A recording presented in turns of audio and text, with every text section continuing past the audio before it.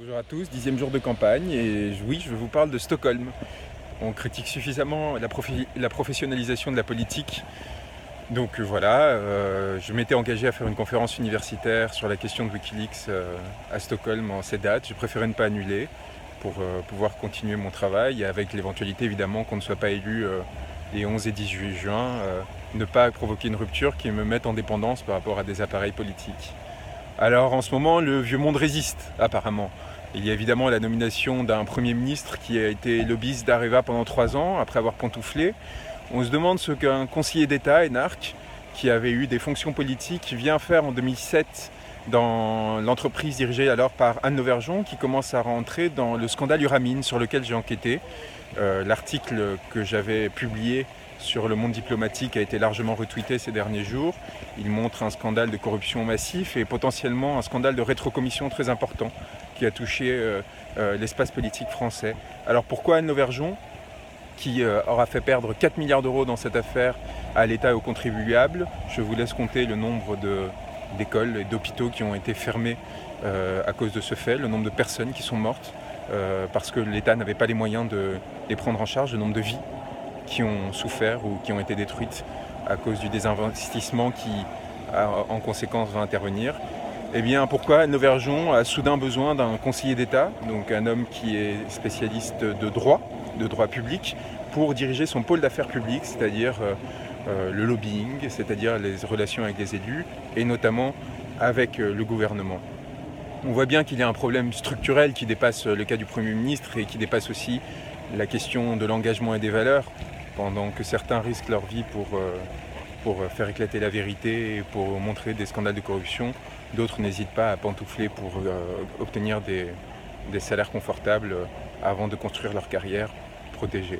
Il y a un problème systémique évidemment, et que cette personne a été nommée Premier ministre n'est pas une surprise en soi, parce que Emmanuel Macron en quelque sorte correspond à un modèle assez similaire, celui de l'intérêt pour soi, celui de la défense des allers-retours où l'on s'appuie sur les réseaux que l'on a obtenus grâce à la politique ou à l'État pour gagner beaucoup d'argent, pour ensuite à nouveau revenir éventuellement fort de ces réseaux, mais aussi de ces dépendances qui sont créées nécessairement, de cette vision de la vie et du monde qui est évidemment en conséquence est troublée.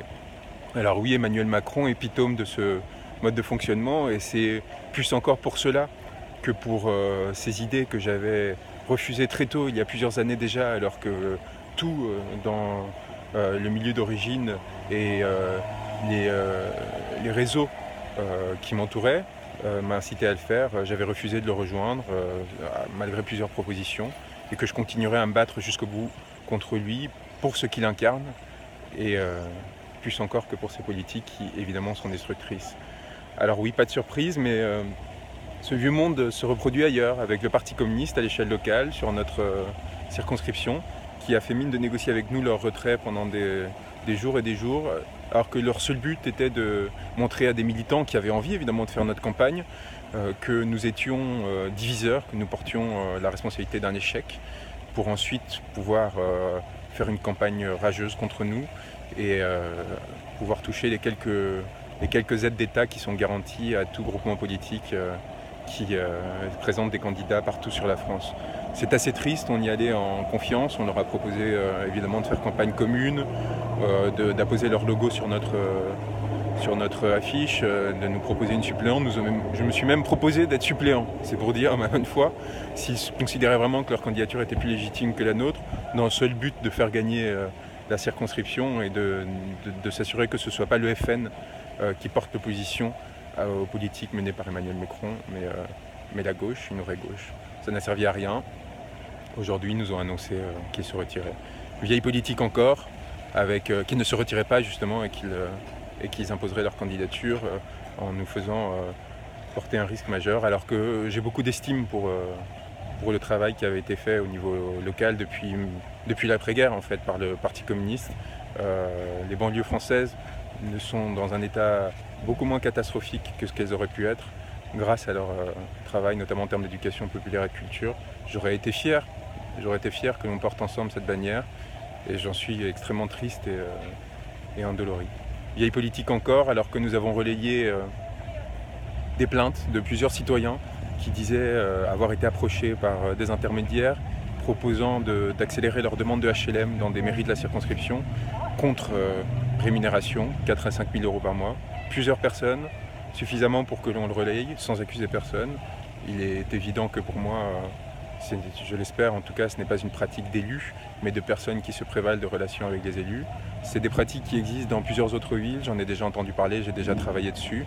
Mais vieille politique, vieux monde qui s'accroche, avec des menaces de procès en diffamation par des personnes qui se sont senties visées sans raison et qui ont peur que peut-être quelque chose soit révélé. Alors voilà, face à tous ces obstacles et ces violences, on se bat et on reviendra dès demain. J'étais ce matin au Raincy à la gare en train de distribuer des tracts aux personnes qui prenaient le RER pour aller travailler à Paris. Et dès demain, on sera à nouveau sur le terrain avec des réunions publiques, avec des rencontres avec les militants et les gens pour essayer de changer ce vieux monde qui se résiste à mourir.